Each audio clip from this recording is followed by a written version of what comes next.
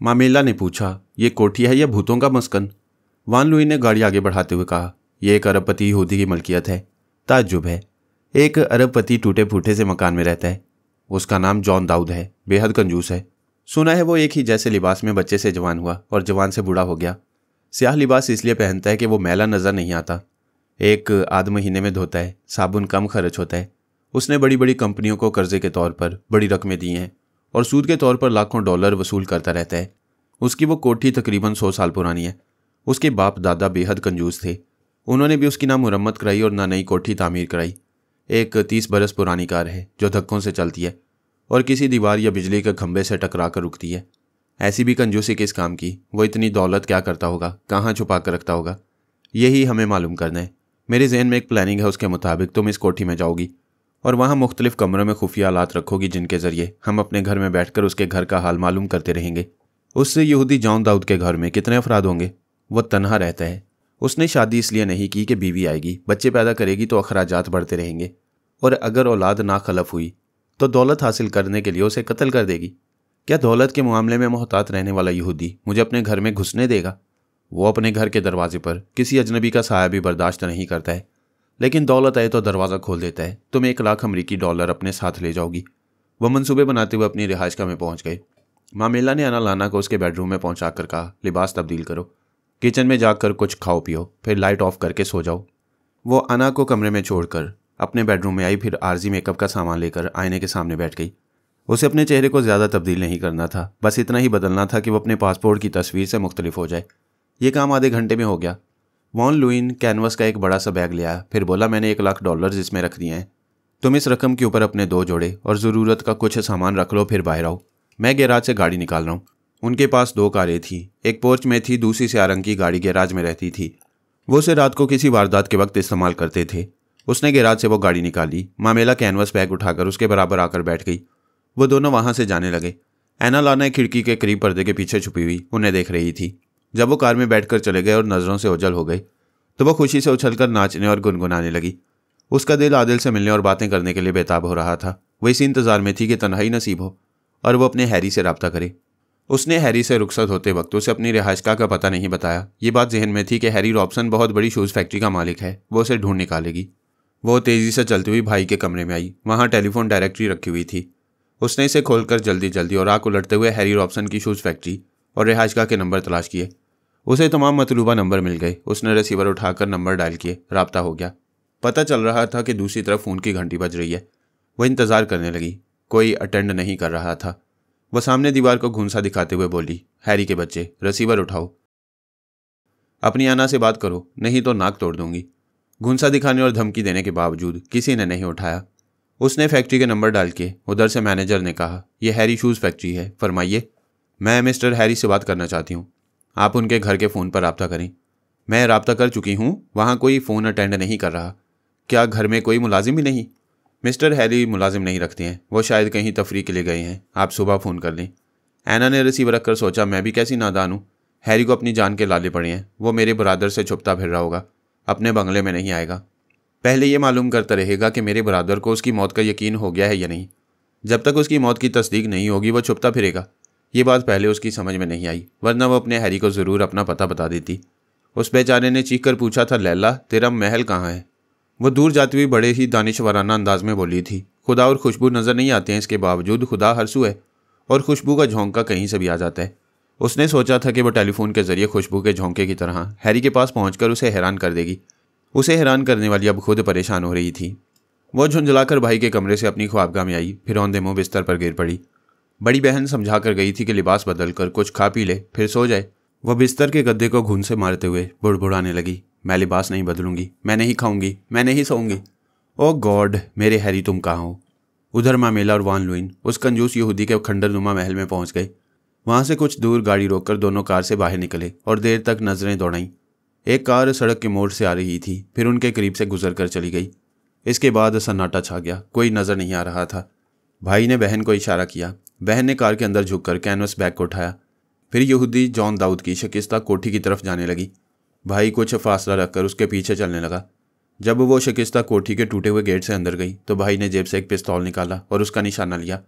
वो दौड़ने लगी जैसे जान बचाने के लिए भाग रही हो। उसने ट्रैगर को दबाया। ठाई की आवाज़ के साथ मामेला ने चीख मारी, लड़खड़ा कर गिरी। बैग भी गिरा। फिर वो बैग उठाकर भागने लगी।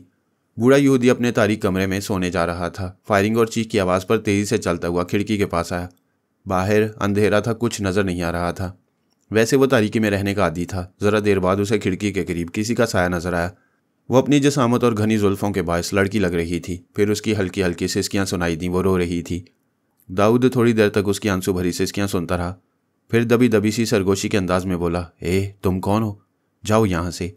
मैं अपने हाथ में किसी मुसीबत को आने की इजाज़त नहीं देता। मामेला रोती हुई बोली, फॉर गॉड सेक मेरी मदद करो, वो बदमाश मुझे तलाश कर रहा है। वो बोला, अंधेरे से फ़ायदा उठाओ और छुपती हुई यहाँ से चली जाओ। जाओ, भाग जाओ यहाँ से। वो रो रो कर बोली, मैं चली जाऊँगी, मगर मेरे $1,00,000 अमानत के तौर पर रख लो, नहीं तो वह बदमाश मुझसे छीन लेगा। बूढ़ी यहूदी ने गहरी सांस खींचकर कहा, $1,00,000? उसकी ऊपर की सांस ऊपर रह गई। फिर वो अपनी सांसें बहाल करते हुए बोला, नहीं, तुम झूठ कहती हो। तुम्हारे पास इतनी दौलत कहाँ से आ जाएगी, वो भी इतनी रात को? मैं कसम खाकर कहती हूँ मेरे इस बैग में रकम है। मुझे यकीन दिलाओ, पहले मुझे यकीन दिलाओ। वो बैग खोलते हुए बोली, मेरे पास पॉकेट टॉर्च है, इसकी रोशनी में देखो। उसने बैग से कपड़े निकालकर खिड़की की चौड़ी दीवार पर रखे। फिर नन्ही सी टॉर्च रोशन करके उसे कहा, देखो, बैग के अंदर झांक कर देखो। इसमें हाथ डालकर नोटों को छूकर पकड़ कर देखो। बूढ़े यहूदी के दीदे फैल गए। हैरत से मुंह खुल गया। उसने खिड़की की जाली से एक हाथ बाहर निकालकर बैग में डाला। उसमें से एक गड्डी निकाली, उसे गौर से देखा। फिर दूसरी गड्डी निकाली। मामेला ने कहा, इस तरह मुझे और तुम्हें वो बदमाश देख लेगा। प्लीज़ मुझे पनाह दो, वरना ये $1,00,000 ना मेरे बैग में रहेंगे और ना तुम्हारे घर में। इसे वो ले जाएगा। वो नहीं ले जाएगा। फ़ौरन इसे बंद करो। दरवाजे पर आओ, मैं दरवाज़ा खोल रहा हूँ। उसने बैग में कपड़े रखे, उसे बंद किया। फिर दरवाजे पर आकर दस्तक दी। वो खुल गया। मामेला ने अंदर आकर कहा, लाइट ऑन करो। वो दरवाज़ा बंद करते हुए बोला, मैं मेन स्विच को ऑफ रखता हूँ। यहाँ अंदर और बाहर कहीं रोशनी नहीं होगी। रात के वक्त रोशनी की ज़रूरत होती है और तुम मेन स्विच बंद रखते हो। बंद ना रखूँ तो बिजली का बिल आएगा, ख्वामखा खर्च बढ़ेगा। मैं बचपन से अंधेरे में रहने का आदी हूँ। जब अंधेरे के आदी हो तो बिजली की लाइन क्यों ली है? कभी हंगामी हालात पेश आ सकते हैं। मसलन एक बार एक चोर तारीकी से फ़ायदा उठाकर चोरी करने आया तो मैंने मेन लाइन ऑन कर दी, जिसके नतीजे में उसे बिजली के झटके लगे और वह बेहोश हो गया। उसे बिजली के झटके कैसे लगे और तुम कैसे महफूज रहे? यहाँ तमाम कमरों की दीवारों में बिजली के नंगे तार बिछे हुए हैं। जो भी किसी दीवार को हाथ लगाता है वह दीवार से चिपक जाता है। मैं ऐसे वक्त दीवारों से दूर रहता हूँ। मामेला ने नन्ही सी टॉर्च रोशन की। उसकी रोशनी में देखा। कमरा खाली था, कोई सामान नहीं था। वो उसके साथ दूसरे कमरे में आई। वहाँ फर्श पर एक चटाई बिछी हुई थी। वो बोली, तुम्हारे घर में तो कोई सामान नहीं, न कुर्सी, न पलंग और न अलमारी। इतने बड़े मकान में एक चटाई और पुराना से रेडियो दिखाई दे रहा है। वो बोला, कुर्सी और पलंग फजूल सी चीज़ें हैं। आदमी को ज़मीन पर बैठना और सोना चाहिए, क्योंकि उसे एक दिन ज़मीन में जाना है। मैं इस चटाई पर सोता हूँ, तकिए की ज़रूरत नहीं होती। ये रेडियो सुनता भी हूँ और इसे तकिए के तौर पर भी इस्तेमाल करता हूँ। अपने कपड़े किस अलमारी में रखते हो? लिबास मैंने पहना हुआ है, दूसरा कोई लिबास नहीं है। हर माह इसी को धोता हूँ, इसके धूप में सूखने तक। पुराना अखबार लपेट कर रहता हूँ। वह हैरत से आंखें फाड़कर इस कंजूस यहूदी को देख रही थी। आंखों से देखकर भी यकीन नहीं आ रहा था। किस दुनिया में ऐसे अजीबोगरीब लोग भी रहते हैं। उसने पूछा, किसी अलमारी या संदूक के बगैर रकम या ज़रूरी दस्तावेज़ात कहाँ रखते हो? मेरी जेब में सिर्फ 10 शेकल हैं। पिछले एक बरस 1 शेकल भी खर्च करने की ज़रूरत नहीं पड़ी। इस मुल्क के सैकड़ों बिजनेसमैन मेरे वाकिफ़ हैं। मैं किसी न किसी के यहाँ खाने के वक्त पहुँच जाता हूँ, और ये तुम अखबारी रिपोर्टर की तरह मुझसे ही सवालात किए जा रही हो। कुछ अपने मुतालिक बताओ, कौन हो, कहाँ से आ रही हो? मैं अपने बारे में अभी बताऊंगी, लेकिन मैं ज़िंदगी में पहली बार ऐसे इंसान को देख रही हूँ जो किसी सामान के बगैर ज़िंदगी गुजार रहा है। प्लीज़ इतना बता दो कि ज़रूरी दस्तावेज़ात और चेकबुक वगैरह कहाँ रखते हो? बैंक के लॉकर में रखता हूँ, उसकी एक ही चाबी है। इस पुराने रेडियो के अंदर इतनी गुंजाइश है कि इसमें चाबी और कपड़े धोने का साबुन छुप जाता है। ये रेडियो भी इसीलिए रखा है कि रोज़ बाजार के भाव, कॉटन और सोने की चढ़ती उतरती कीमतों को सुनना और याद रखना होता है। अब ज़्यादा सवालात ना करो, अपनी बात बताओ। मामेला ने कहा, तुमने सुना होगा आज सुबह बैंक में डाका पड़ा था। हाँ, सुना है। लोग डाके के मुतल्लिक कुछ बेतुकी बातें कर रहे हैं। वो कहते हैं उस बैंक में 2 रूहें आई थी और वो तमाम रकम लूट कर ले गई। ये सच है, बेतुकी बात नहीं है। उसी लूटी हुई रकम की ये $1,00,000 मेरे पास है। अच्छा, तो ये वही रकम है। लेकिन मैंने रेडियो पर शाम की खबरों में सुना है कि कई लाख शेकल, डॉलर्स और पाउंड्स वो रूहें ले गई हैं। तुमने दुरुस्त सुना है। वो रूहें एक नौजवान हैरी के जरिए रकम से भरे हुए 3 थैले ले गई थी। हैरी मेरा महबूब है। वो इसी बात से डर रहा था कि लोगों ने और पुलिस वालों ने उसे थैले ले जाते देखा है, बाद में वो पकड़ा जाएगा। लिहाजा बैंक की तमाम रकम पुलिस वालों के हवाले कर देना चाहिए। लेकिन हमें शादी करने और घर बसाने के लिए रकम की ज़रूरत थी। उसने वह तमाम रकम आईजी के हवाले करने से पहले उसमें से 1,00,000 मुझे दे दिए। उसने पूछा, क्या डाका डालने वाली रूहों ने हैरी को रकम वापस करने से नहीं रोका? शायद रोका है और शायद वो रूहें हैरी को सज़ा दे रही हैं। इसीलिए मेरा हैरी अब तक वापस नहीं आया। मुझे ये भी मालूम नहीं कि उसने रकम आईजी के हवाले की है या रूहों ने उससे तमाम रकम छीन कर उसे कत्ल कर दिया है। हाय मेरा हैरी बेमौत मारा गया होगा। कंजूस ने कहा, सब्र करो और शुक्र करो कि वो मरने से पहले 1 लाख का फ़ायदा पहुंचा गया। ये बताओ यहाँ तुम्हारा और कौन है? मेरा कोई नहीं है, मैं इतनी बड़ी दुनिया में अकेली हूँ। फिर तो यहाँ से बाहर ना जाओ, एक नहीं कई बदमाश पीछे पड़ जाएंगे। लेकिन मैं यहाँ कैसे रहूँगी? यहाँ तो ज़िंदगी गुजारने का कोई सामान नहीं। सुबह मुझे $5000 दे दो, मैं किसी कबाड़िए से तुम्हारे लिए पलंग और दूसरा सामान ले आऊँगा। मगर मैं यहाँ कब तक छुपी रहूँगी? मुझसे शादी कर लो और जहेज में ये जो 1 लाख लेकर आई हो मुझे दे दो, मैं उम्र भर तुम्हें छुपा कर रखूँगा। मगर तुम तो बहुत बूढ़े हो। बूढ़े को ना देखो, पुलिस को याद रखो। अगर मैं ये रिपोर्ट कर दूं कि तुम डाके की रकम यहाँ लाई हो तो? वो जल्दी से बोली, नहीं नहीं, पुलिस को ना बुलाना। मुझे कल तक सोचने की मोहलत दो, फिर मैं शादी कर लूँगी। ठीक है, कल तक आराम से यहाँ रहो, मगर तुम्हारा कोई भरोसा नहीं, मुझे धोखा देकर किसी वक्त भी भाग सकती हो। लिहाजा वो तमाम रकम ज़मानत के तौर पर अपने पास रखूँगा। वो हंसकर बोली, इसे रखोगे कहाँ? ना अलमारी है, ना तिजोरी और ना लॉकर। जहाँ भी रखोगे ये रकम मेरे करीब ही नज़रों के सामने रहेगी। मैं तुम्हारे इस बैग का तकिया बनाकर सुबह तक सर के नीचे रखूँगा और कल जब तक शादी के लिए हाँ नहीं कहोगी मैं इसे कुशन बनाकर इस पर बैठा रहूँगा। अच्छी बात है, मैं इस चटाई पर रात गुजार लूँगी। ज़रूर, तुम मेरी मोअज़्ज़ज़ मेहमान हो, मैं अपनी चटाई तुम्हें पेश करता हूँ। इस वक्त खाने पीने के लिए कुछ नहीं है, वरना कोई बात नहीं, 1 गिलास पानी ही पिला दो। वो उठकर पानी लाने उस कमरे से बाहर चला गया। मामेला नन्ही सी टॉर्च की रोशनी में इस कमरे को देखने लगी। फिर उसने टॉर्च बुझाकर सोचा, यहाँ तो कोई सामान नहीं है, मैं मिनी कैमरा और आलात कहाँ छुपाऊँ? यह शख्स अरबपति है, लेकिन कोई इसकी दौलत से एक नोट भी नहीं चुरा सकता। कैसे चुराएगा? यहाँ चुराने का कोई सामान ही नहीं। चोर को खाली हाथ जाने से पहले ही बिजली के झटके लगते हैं। वो पानी ले आया। वो अंधेरे में गया था और अंधेरे में ही पानी ले आया था। तारीकी में बरसों से रहने के बायस उसकी आंखें उल्लू की तरह सब कुछ देख लेती थीं, इसलिए ठोकर खाए बगैर बिल्कुल करीब आकर पानी पेश किया। मामेला ने टटोल कर गिलास को अपने हाथों में लिया, फिर पानी पिया तो अजीब बदमज़ा सा लगा। उसे प्यास लगी थी, उसने मजबूरन चंद घोंट पिए, फिर गिलास वापस कर दिया। उसने कहा, मैंने तुम्हारा बैग उठा लिया है, दूसरे कमरे में जाकर सो जाऊंगा, तुम रेडियो का तकिया बनाकर सो जाओ। मामेला ने मैक्सी पहनी हुई थी जिसके अंदर घुटनों के पास 2 मिनी कैमरे और आलात छुपा रखे थे। अब उन्हें इस मकान में छुपा कर रखने का मसला था, लेकिन वह इस मसला पर गौर न कर सकी। उसका सर चकरा रहा था, गनूदगी तारी हो रही थी। वो चटाई पर बैठी हुई थी, लेट गई। लेटने के बाद कब आंख लगी ये पता ही ना चला। मामेला बड़े मजबूत इरादों की मालिक थी, जागने का मौका हो तो कभी नहीं सोती थी। उस यहूदी के चंद घोंट पानी ने यह कमाल दिखाया था कि वो सुबह तक के लिए बेखबर हो गई। वॉन लुई ने देखा कि बहन यहूदी के मकान में दाखिल हो गई और बाहर नहीं आ रही है, तो समझ गया कि बहन कामयाब हो गई है।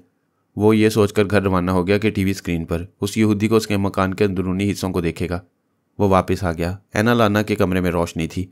उसने दरवाजे पर आकर पूछा, तुम अभी तक जाग रही हो? वो नाराज़ी से बोली, मैं नहीं सोऊंगी। क्या बात है, साहिल से वापस आते वक्त तो खूब हंस रही थी, अब क्यों मुंह फुलाए बैठी हो?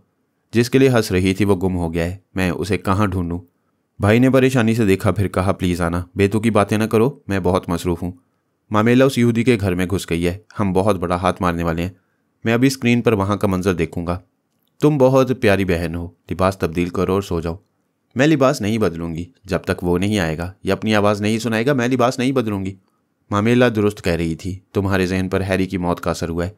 देखो, तुम अपने भाई से मोहब्बत करती हो तो लिबास बदल लो, मैं ज़रूरी काम से फारिग होकर आऊँगा, फिर अपनी लाडली बहन को थपक कर सुलाऊंगा। वो चला गया। ऐना अपनी जगह से उठकर दरवाजे के पास आई, फिर उसे ज़ोरदार आवाज़ के साथ बंद कर दिया। ये गुस्से का इजहार था। वो पाँव पटकती हुई कमरे के बस्ते में आई। सामने आईने में अक्सर नज़र आ रहा था। भाई के अल्फाज याद आ रहे थे कि तुम अपने भाई से मोहब्बत करती हो तो लिबास बदल लो। वो पाँव पटक कर बुड़बुड़ाई, मुझे देखने वाला नहीं है, लिबास बदल कर क्या करूं? वो कौन सा फ़ोन नंबर है जिसे डायल करने से उसकी दिल में उतर जाने वाली आवाज़ सुनाई देगी? उसे अपनी माँ और भाई बहनों से बहुत मोहब्बत थी। उसने सोचा, मैं लिबास नहीं बदलूंगी, और ब्रादर आएगा तो उसे दुख होगा कि मैंने उसकी बात नहीं रखी। वो स्कर्ट और ब्लाउज़ पहने हुए थी। आईने के सामने लिबास बदलने लगी। लिबास के अंदर से दोनों पैर निकाले, फिर उसे उठाने के लिए झुकी तो ठिठक गई। लिबास के अंदर जहाँ जिप लगी हुई थी वहाँ एक छोटा सा कागज़ जिप के अंदर की तरफ लगा हुआ था। उसने ब्लाउज़ को उठाकर करीब से देखा। उस कागज़ पर हैरी का नाम पढ़ते वो खुशी से उछल पड़ी। हैरी, बेशक तुम मेरे सच्चे आशिक हो, वो मारी खुशी के चीख कर बोल रही थी। भाई ने अपने कमरे में उसकी आवाज़ सुनी, फिर वहीं से डांट कर कहा, क्यों इतनी रात को चीख रही हो? वो मर चुका है, वापस नहीं आएगा। उसने अपने कमरे में रखे हुए आलात को ऑपरेट करने के बाद टीवी को ऑन किया, मगर दूसरी तरफ मामेला, यहूदी जॉन दाऊद और उसके मकान का मंजर कुछ भी दिखाई नहीं दे रहा था। इसकी यही वजह समझ में आ रही थी कि अभी मामेला को कैमरे और दूसरे आलात छुपाने और ऑन करने का मौका नहीं मिला। जैसे ही मौका मिलेगा उधर स्क्रीन पर सब कुछ नजर आने लगेगा। वो टीवी के सामने बैठा इंतजार कर रहा था। ऐना कागज के टुकड़े पर हैरी का नाम पढ़ रही थी। उस नाम के नीचे कोड नंबर, फिर एक फ़ोन नंबर लिखा हुआ था। खुशी से नाचती हुई टेलीफोन के पास आई। आदिल ने अपने मोबाइल फ़ोन का नंबर लिखा था, वो डायल करने लगी। दूसरे कमरे में उसका भाई हालात को चेक कर रहा था कि उनमें कोई खराबी ना हो। चेकिंग के बाद ये इत्मीनान हो गया कि राब्ता ना होने की वजह यही थी कि मामेला को अपने हालात इस्तेमाल करने का मौका नहीं मिला। उसे खबर नहीं थी कि बहन वहाँ बेहोशी की नींद सो रही है। वो छोटी बहन की चीख सुनकर चौंक गया। वो खुशी से चीखती हुई कह रही थी, ओ मेरी जान हैरी, यू आर फैंटास्टिक। तुमने कमाल कर दिया। मैं परेशान हो रही थी कि अब तुम्हारी आवाज़ कैसे सुनूंगी, तुम्हें दोबारा कैसे देख पाऊंगी। भाई ने दोनों हाथों से सर थाम कर दिल में कहा, यह लड़की पागल हो गई है, एक मुर्दे से बात कर रही है। दूसरी तरफ से आदिल ने कहा, आना मेरी जान, इतना क्यों चीख रही हो, आस्ता बोलो। वो बोली, मैं बहुत खुश हूँ, मुझसे खुशी बर्दाश्त नहीं हो रही। ये बताओ तुमने वो कागज़ की पर्ची कब लगाई थी, मुझे खबर भी ना हुई। जब तुम साहिल पर मुझसे गले लग रही थी तब मैंने तुम्हारे बालों से हेयर पिन निकाल कर वो पर्ची तुम्हारे ब्लाउज में टांक दी थी। हाय कितना रोमांटिक अंदाज है। मैं अपनी ज़िंदगी में तुम्हारे जैसा हीरो चाहती थी और तुम मिल गई। मैंने अपना नाम बदल दिया है, अब तुम मुझे आदिल कहा करो। ये आदिल किस किस्म का नाम है, मैं पहली बार सुन रही हूँ। मुझे तो हैरी अच्छा लगता है। तुम पहली बार सुन रही हो इसलिए ये नाम अजनबी सा है। अपनी ज़ुबान से ये नाम लो, मुंह मिठास से भर जाएगा। क्या आदिल के मायने मिठास की हैं? ये किस ज़ुबान का लफ्ज़ है? ये उर्दू ज़ुबान है। मैं अब एक पाकिस्तानी के रूप में आ गया हूँ। आदिल के मायने यूँ तो इंसाफ करने वाला के हैं, लेकिन मोहब्बत की डिक्शनरी में ये आदिल है, यानी महबूबा अपने दिलदार को पुकारती है, आदिल। इस नाम में कितना रोमांस है, तो फिर मैं तुम्हें आदिल ही कहूँगी। आदिल, मेरे आदिल। वो नाम लेती जा रही थी और कह कह लगाती जा रही थी। दरवाजे पर दस्तक सुनाई दी। फिर भाई की आवाज़ आई, आना, फॉर गॉड सेक ये पागलपन बंद करो प्लीज़। उसे याद ना करो, उसकी यादें तुम्हें पागल बना रही हैं। वस्तुवी फ़ोन पर बोली, बड़ा मज़ा आ रहा है। मेरी बहन और भाई ये समझ रहे हैं कि मैं हैरी की मौत के सदमे से पागल हो गई हूँ। वह फिर कह कह लगाने लगी। भाई ने दरवाज़ा पीट कर कहा, दरवाज़ा खोलो, मैं अभी तो मैं मेंटल अस्पताल ले जाऊँगा। वो रिसीवर एक तरफ रखकर दरवाजे की तरफ बढ़ी, फिर रुक गई। उसने दौड़कर अलमारी से एक लिबास निकाला, फिर उसे पहनकर दरवाजे के पास आई और उसे खोल दिया। वो गुस्से से अंदर आकर बोला, तुम हमें क्यों परेशान कर रही हो, क्यों हैरी को पुकार कर कह कह लगा रही हो? ब्रादर, अब मैं हैरी का नाम नहीं लूँगी। शाबाश, तुम्हें नॉर्मल रहना चाहिए। मैं आदिल को पुकारा करूँगी। ये आदिल कौन है? ये हैरी की रूह है, मरने के बाद मुसलमान हो गई है। वो गुस्से से उछलकर बोला, तुम फिर बहक रही हो। मरने के बाद रूहें दुनिया में नहीं आती हैं। आती हैं, आप रिसीवर उठाकर सुने, उसकी रूह बोल रही है। भाई ने आगे बढ़कर रिसीवर उठाया, फिर नागवारी से बोला, हेलो, कौन है? दूसरी तरफ से आवाज़ आई, मैं आलम अरवाह से बोल रहा हूँ। खुदा से डरो, क़यामत के दिन सज़ा से बचना है तो अभी तौबा करो और मुसलमान हो जाओ। तुम्हारा होने वाला बहनोई मुसलमान हो चुका है। ये क्या बकवास है? तुम कौन हो?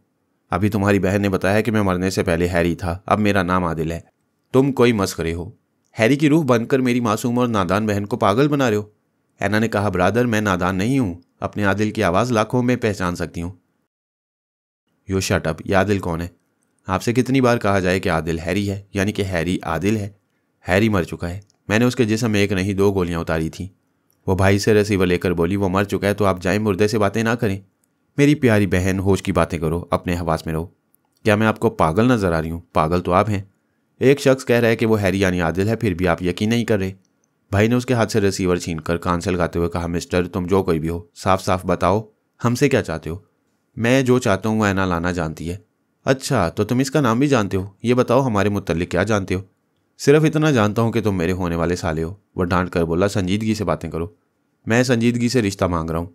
अच्छी बात है, मैं वक्त बताता हूँ, उसके मुताबिक समुद्र के किनारे मुझसे मुलाकात करो। क्या उसी जगह जहाँ तुमने मुझे गोली मारी थी? तुम वो नहीं हो, ख्वामख्वाह हैरी बनने की कोशिश ना करो। मैं नादार नहीं हूँ कि तुम्हें रूह समझ लूँ। मेरी प्यारी ऐना के प्यारे भाई, तुमने ये तो सुना होगा कि रूह हर जगह पहुँच जाती है। अगर नहीं सुना तो फिर देख लोगे। मैं तुम्हारे घर में और तुम्हारी ऐना के बेडरूम में आऊँगा। खुदा हाफिज़। आदिल ने राब्ता ख़त्म कर दिया। वॉन लुई ने हेलो हेलो कहकर पुकारा, फिर घूर कर रिसीवर को देखा। ऐना ने पूछा, क्या हुआ ब्रादर, क्या फ़ोन बंद हो गया? बंद क्या होगा, वो रिसीवर रखकर भाग गया है। नहीं ब्रादर, जिससे तुम दुनिया से नहीं भगा सके, वह तुम्हारे फ़ोन के सामने क्या भागेगा, वह फिर आएगा। मैं ये टेलीफोन अपने कमरे में ले जा रहा हूँ। प्लीज़ ऐसा ना करो, यह आज रात मेरे पास रहेगा। तुम क्यों उसके पीछे पागल हो रही हो? वो हैरी नहीं है, कोई फ्रॉड है। जब आपको यकीन है कि हैरी मर चुका है और मैं किसी खिलौने से बहल रही हूँ तो बहलने दें। इस तरह मेरे पागल होने का अंदेशा नहीं रहेगा। वो सोचती हुई नज़रों से बहन को देखने लगा। वो यही चाहता था कि ऐना हैरी के मौत के सदमे से पागल ना हो, और ये अच्छा ही था कि वो किसी फरेबी से बहल रही थी। इस तरह वो नॉर्मल थी। उसने कहा, मेरी प्यारी बहन, हालात का तकाजा यही है कि तुम्हारा ध्यान दूसरी तरफ लगा रहे, तुम्हें कोई सदमा मुतासिर ना करे, लेकिन जो शख्स फ़ोन कर रहा है वो कोई जासूस भी हो सकता है। ब्रदर, मैं गॉड मदर टेरेसा की बेटी हूँ। पुलिस की चालों को खूब समझती हूँ। बैंक में डाका डालने के बाद वो हमें जगह जगह तलाश कर रहे होंगे। कोई चोर रास्तों से हमारी माफिया फैमिली में घुसने की कोशिश कर सकता है। मैं ये सारी बातें समझती हूँ। आप भी समझ लें और मुझ पर भरोसा करें। वो कोई जासूस या दुश्मन नहीं है, वो मेरा महबूब है। बकवास मत करो, अभी तुम बहुत छोटी हो। तुम्हें बालिग होने के बाद ऐसी बातें करनी चाहिए। ब्रदर, शादी के लिए बालिग होना ज़रूरी है, और मैं अभी शादी नहीं, सिर्फ मोहब्बत कर रही हूँ। समझने की कोशिश करो, वो तुम्हारे ज़रिए हमारे बहुत से राज मालूम कर लेगा। तुम्हारी 3 बहनें हैं, क्या तीनों कभी शादियाँ नहीं करेंगी? क्या उनके शौहरों को हमारी माफिया फैमिली और अक्स मुंतकिल करने के राज मालूम नहीं होंगे? जब तुम तीनों की शादियाँ होंगी तब देखा जाएगा। हमारी मम्मी खूब छानबीन करने के बाद इस फैमिली में दामाद लाएंगी। छानने और भटकने का वक्त आ गया है। मैं जिसे पसंद कर रही हूँ आप लोगों से परख लें, आजमा लें। आइंदा वही मेरा जीवन साथी, तुम्हारा बहनोई और मम्मी का दामाद बनने वाला है। वो परेशान होकर एक लंबी सांस छोड़ते हुए बोला, कल रात तक मम्मी और मैक्सी आ जाएंगी, वही तुम्हारा दिमाग दुरुस्त करेंगी। वो टेलीफोन उठाकर ले जाना चाहता था। ऐना ने हाथ पकड़कर कहा, इसे ना ले जाओ। मैं ले जाऊंगा। मम्मी के आने के बाद तुम उस फरेबी से रब्ता करोगी। ब्रदर, मैं जिद की पक्की हूँ। अगर तुम इसे ले जाओगे तो मैं बाहर जाकर पब्लिक टेलीफोन से रब्ता करूंगी। उसने घूर कर उसे देखा, फिर टेलीफोन को बिस्तर पर फेंक कर चला गया। वह दरवाजे को अंदर से बंद करके बिस्तर पर आ गई, फिर इस टेलीफोन को ऑपरेट करने लगी। बाहर उसका भाई बंद दरवाजे से कान लगाए सुन रहा था। टेलीफोन डायल करने की हल्की हल्की आवाज़ सुनाई दे रही थी। फिर ऐना की आवाज़ आई, हेलो हैरी, मैं हूँ तुम्हारी ऐना लाना। हैं, क्या कहा? ओ हाँ, भूल हो गई, हैरी नहीं आदिल। सॉरी, आप नहीं भूलूंगी। आदिल, मेरे आदिल, 1000 बार आदिल। जिंदगी की आखिरी सांस तक आदिल ही आदिल। भाई ने एक गहरी सांस लेकर दिल में कहा, अच्छा, तो ऐना के पास उस फरेबी का फ़ोन नंबर है। वो शख्स फ़ोन नहीं करता है, ऐना उससे रब्ता करती है। ताज्जुब है, उसने इश्क का ये सिलसिला कब से शुरू किया? आखिर वो कौन है जिसे वो हैरी भी कहती है और आदिल भी? वो सोचता हुआ अपने कमरे में चला गया। उसे मामेला की भी फिक्र थी। वो या यहूदी जॉन दाऊद स्क्रीन पर नजर नहीं आ रहे थे। वो कमरे में आकर फिर टीवी आलात में सर खपाने लगा। ऐना बंद कमरे में अपने मुलायम बिस्तर पर लौट रही थी और आदिल से बोल रही थी, सच कहती हूँ आदिल, बड़ा मज़ा आ रहा है। मेरा ख्याल है मुझे तुम्हारी नई जिंदगी की हकीकत छुपाना चाहिए। अभी ब्रदर चकरा रहा है। कल मेरी मम्मी आने वाली हैं। वो और दोनों बहनें भी हैरी की मौत और ज़िंदगी के मुताल्लिक तजब्जुब में रहेंगी, तो और मज़ा आएगा। अगर मैं रूह बनकर उनके सामने चलाऊँ तो फिर तो कमाल हो जाएगा। लेकिन तुम रूह कैसे बनोगे? जैसे तुम बनकर बैंक में आई थी। वह हंसकर बोली, वो एक साइंसी कमाल है। ऐसा सब नहीं कर सकते। मेरा भाई एक ज़हीन साइंसदान है, तुम उसे बच्चों का खेल ना समझो। मेरे सर पर जिस अजीम हस्ती का साया है उसने मुझे सिखाया है, ज़िंदगी को बच्चों का खेल समझकर खेलते रहो। बूढ़ों का खेल समझोगे तो फिक्रमंदी से सारी उम्र रोते रहोगे। तुम्हारे सर पर किसका साया है? मैं अभी बताऊंगा, पहले ये बताओ, तुम्हारे पास वो मिनी कैमरा है जिसके ज़रिए मैं तुम्हें देख सकूं? वह हैरानी से बोली, तुम ऐसे कैमरे के मुताल्लिक क्या जानते हो? मुझसे सवाल ना करो, जवाब दो। ऐसा कैमरा और आलात हैं जिनके ज़रिए मैं अपने टीवी स्क्रीन पर तुम्हें देख भी सकूं और तुम्हारी बातें भी सुन सकूं। हाँ, मेरे पास मेरे कमरे में ऐसे आलात हैं, लेकिन तुम मुझे हैरान कर रहे हो। तुम्हारी हैरानी की उम्र नहायत मुख्तसर है। अपने कमरे में जो आलात हैं उन्हें ऑन करो। अच्छा, ऑन कर रही हूँ, फ़ोन ना बंद करना। नहीं मेरी जान, फ़ोन बंद कर दो, अब इसकी ज़रूरत नहीं पड़ेगी। वह रिसीवर रखकर बिस्तर से उठ गई। उसके और मामिला के गले में एक बड़ा सा लॉकेट रहता था जिसमें नन्हे से कैमरे और माइक्रोफोन को बड़ी महारत से असेंबल किया गया था। उसने इस नेकलेस को अलमारी से निकालकर एक दीवार की कील पर लटका दिया। फिर इसे ऑपरेट करने के बाद इसे देखती हुई उल्टे कदमों पीछे हटने लगी। उसी लम्हे में आदिल की आवाज़ सुनाई दी, मुझसे टकरा ना जाना। वो चौंक गई। पीछे को घूमकर देखा तो हैरत से चीख निकल गई। एक अजनबी शख्स खड़ा हुआ था, लेकिन आवाज़ हैरी की थी। वो मुस्कुरा कर बोला, मैं तुम्हारा मौजूदा आदिल और साबका हैरी हूँ। वो हिचकिचाती हुई बोली, कैसे यकीन करूँ? मेरी आवाज़ से पहचानो। मैंने ही तुम्हारे धड़कते हुए दिल को अपने दिल से लगाते वक्त अपने मोबाइल फ़ोन की पर्ची ब्लाउज में पिन कर दी थी। आदिल ने उसे आगोश में लेने के लिए दोनों बाजू फैला दिए। वो भी दोनों बाहें फैलाए गले लगने को आगे बढ़ी, फिर उसके अक्स के आर पार होकर उसके पीछे आ गई। आदिल ने पीछे घूमकर उसे देखा, फिर कहा, महबूब ना हो तो उसकी आवाज़ सुनने के लिए दिल तड़पता है। आवाज़ सुनाई दे तो मिलने के लिए बेचैनी पैदा हो जाती है। अब मैं मिलने आया हूँ तो गले लगने की बेचैनी है। हर ख्वाहिश के बाद दूसरी नई ख्वाहिश पैदा होती है, इसीलिए कहते हैं हज़ारों ख्वाहिशें ऐसी कि हर ख्वाहिश पे दम निकले। ऐना दोनों हाथों की कैंची बनाकर अपने ही सीने और बाजुओं को भींच कर बोली, हाय आदिल, मैं तुम पर मर जाऊं, 1000 बार जीऊं, 1000 बार तुम पर ही मरूं। तुम तो मेरे ब्रदर की तरह ज़हीन साइंसदान हो। मैं तुम्हारे साइंसदान भाई से 2 हाथ आगे हूँ। उसके पास सिर्फ दिमाग है, दिल नहीं है। मेरे पास दिमाग भी है और दिल भी है, और वह दिल तुम्हारे लिए है। तुमने दुरुस्त कहा, एक ख्वाहिश के बाद दूसरी नई ख्वाहिश पैदा होती है। इस वक्त मेरी शदीद ख्वाहिश है कि तुम मेरा हाथ पकड़ो, जैसे साहिल पर अपनी धड़कनों से लगाया था, वैसे ही मुझे अपने बाजू में छुपा लो। इसके बाद दिल और कुछ चाहेगा। दीवाने दिल की बात में ना हो। जितना मिल रहा है उसी पर सब्र करो और काम की बातें करो। क्या तुम यहाँ अकेली हो? दूसरे कमरे में मेरा भाई है। भाई का कोई नाम होगा? नाम तो है, लेकिन हम बड़ी राजदारी से ज़िंदगी गुजारते हैं। मुझसे राजदारी नहीं रहेगी। तुम सब माफिया की गॉड मदर ट्रीसा की औलाद हो। वो चौंक कर बोली, ओ गॉड, तुम बहुत पुरस्कार और ख़तरनाक हो। हमारी अक्स मुंतकिल करने वाली तकनीक से ही वाकिफ़ नहीं, बल्कि हमारे मुतल्लिक और भी बहुत कुछ जानते हो। माफिया की गॉड मदर की बेटी को मुझ जैसा मर्द ही चाहिए। हाँ, ये तो है। मुझे तुमसे बेहतर जीवन साथी नहीं मिलेगा, लेकिन तुम एक शूज़ फैक्ट्री के मालिक होकर हमारे बारे में इतनी मालूमात कैसे रखते हो? मैं शूज़ फैक्ट्री का मालिक हैरी रॉबसन नहीं हूँ। ये जो चेहरा देख रही हो, ये मेरा पैदाइशी चेहरा नहीं है। मैं रात को साहिल पर मिलने तक हैरी के भेस में था। उसी भेस में तुमने डाका डालते वक्त मुझे देखा। अब ये असली रूप देख रही हो। क्या तुम मुसलमान हो? अल्हम्दुलिल्लाह, तुम अरबी नहीं समझोगी। इसके मायने हैं तमाम तारीफ़ें अल्लाह ताला के लिए हैं, और उसका लाख लाख शुक्र है कि मैं मुसलमान हूँ। एक और सिर्फ एक खुदा और आखिरी नबी सल्लल्लाहु अलैहि वसल्लम पर मेरा ईमान है। वो बिस्तर के सिरे पर बैठकर बोली, तुमने मुझसे अपनी असलियत क्यों छुपाई? मुझे असलियत जाहिर करने का मौका कब मिला? पहली मुलाकात में तुम रूह बनी हुई थी। दूसरी मुलाकात साहिल पर हुई, वहाँ मैं मुर्दा था। जब तुम्हें अपनी ज़िंदगी का यकीन दिलाया तो शर्मा कर भाग गई। अब तीसरी मुलाकात में तुम्हारे सामने हूँ, अपनी असलियत पेश कर रहा हूँ। वो उठकर उसके करीब आई, फिर बोली, काश मैं तुम्हें छूकर कसम खा सकती, फिर भी तुम्हारी अक्स पर हाथ रखकर पूरे यकीन से कहती हूँ कि मैं सिर्फ तुम्हारे लिए पैदा हुई हूँ। तुम हज़ार रंग बदलो, मेरी मोहब्बत का रंग एक ही रहेगा। मेरी जान, मैं तुम्हारी माँ से तुम्हें मांगना चाहता हूँ।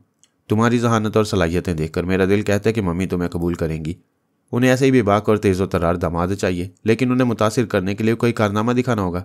ज़रूर दिखाऊंगा, बोलो मुझे क्या करना चाहिए? वो टहलते हुए सोचने लगी, फिर बोली, तुम लूटा हुआ माल आईजी के हवाले करके मेरी मम्मी की नज़रों में ज़ीरो हो गए हो। तुम्हारी सलाहियतों को मैं देख रही हूँ। तुमने बड़ी चालाकी से बरादर को उल्लू बनाया है। वो किसी दूसरे को गोली मारकर मुतमईन है, फिर यह कि तुम बरादर के अक्स को मुंतकिल करने वाला हुनर जानते हो। लेकिन बैंक डकैती में तुमने हमें जो नुकसान पहुंचाया उसकी तलाफ़ी करो। मम्मी को इससे कहीं ज़्यादा फ़ायदा पहुंचाओ। तुम कहो तो इसराइल का स्टेट बैंक खाली कर दूं? वह फिर टहलते हुए सोचने लगी। दफातन चौंक कर चुटकी बजाते हुए बोली, हाँ याद आया, यह एक कंजूस अरबपति यहूदी है जिसे मामेला और बरादर लूटना चाहते हैं। ये मामेला कौन है? मेरी एक बहन का नाम मामेला और दूसरी का नाम मैक्सी है, और ब्रादर का नाम वॉन लुइन है। मामेला अक्सर ट्रांसफ़र करने के आलात लेकर उस यहूदी की शिकस्ता कोठी में गई है। शायद उसने वो आलात वहाँ छुपा दिया और उन्हें ऑन कर दिया। ब्रादर यहूदी के मकान को अंदर से देखकर मालूम कर रहा होगा कि उस कंजूस ने दौलत कहाँ छुपाई है। अगर तुम अभी यहाँ से निकल कर उस यहूदी का मकान दिखा दो और मेरी हदायत पर अमल करो तो मैं तुम्हारे बरादर से पहले वहाँ का तमाम माल तुम्हारी ख्वाबगाह में पहुँचा दूंगा। क्या सच कह रहे हो? वह खुश होकर उसे लिपटने आई, फिर उसके आर पार चली गई। वो बोला, मुसरतों पर काबू पाओ, आइंदा से ज़्यादा मुसरतें मिलने वाली हैं। ब्रादर के पास जाओ और वहाँ देखो कि स्क्रीन पर क्या नज़र आ रहा है। अभी जाती हूँ, क्या तुम भी साथ रहोगे? मैं अभी तुम्हारे ब्रादर की नज़रों में नहीं आना चाहता, मगर तुम अपने यह लॉकेट पहन कर जाओ। मैं अपने कैमरे के पीछे जा रहा हूँ। इस तरह मैं नज़र नहीं आऊँगा, लेकिन अपने टीवी स्क्रीन पर तुम्हारे ब्रादर को देख सकूँगा। वो दीवार की कील से नेकलेस उतार कर पहनने लगी। आदिल कैमरे के सामने से हट गया। उस कैमरे के पीछे मैं खड़ा हुआ उसे ऑपरेट कर रहा था। लैला साउंड मशीन को हैंडल कर रही थी। हम तीनों ने अपने टीवी स्क्रीन के सामने आकर देखा। ऐना लाना अपने कमरे का दरवाज़ा खोलकर एक कॉरिडोर को अबूर करके दूसरे कमरे के दरवाजे पर दस्तक दे रही थी। भाई की आवाज़ सुनाई दी, ऐना क्या तुम हो? हाँ, दरवाज़ा खोलो। दरवाज़ा खुल गया। वो अंदर आते हुए भाई से बोली, मैं देखने आई हूँ मामेला यहूदी के घर में क्या कर रही है। वो बोला, ये देखो स्क्रीन तारीख है, ना मामेला है ना यहूदी, और ना ही उसके घर का मंजर है। ये परेशानी की बात है, कहीं उस यहूदी ने हमारी बहन को नुकसान न पहुंचाया हो। ब्रादर, हमें फ़ौरन वहाँ जाना चाहिए। मैं अभी बाहर जाने के लिए जूते पहन रहा था कि तुम आ गई। जाओ, तुम आराम करो, मैं अभी लौट आऊँगा। नहीं ब्रादर, मैं साथ चलूँगी, अभी आती हूँ, मेरा इंतज़ार करो। वो तेज़ी से चलती हुई अपने कमरे में आई। आदिल उधर कैमरे के सामने आ गया। इधर ऐना को दिखाई देने लगा। वो बोली, तुम उस यहूदी का मकान देखना चाहते थे?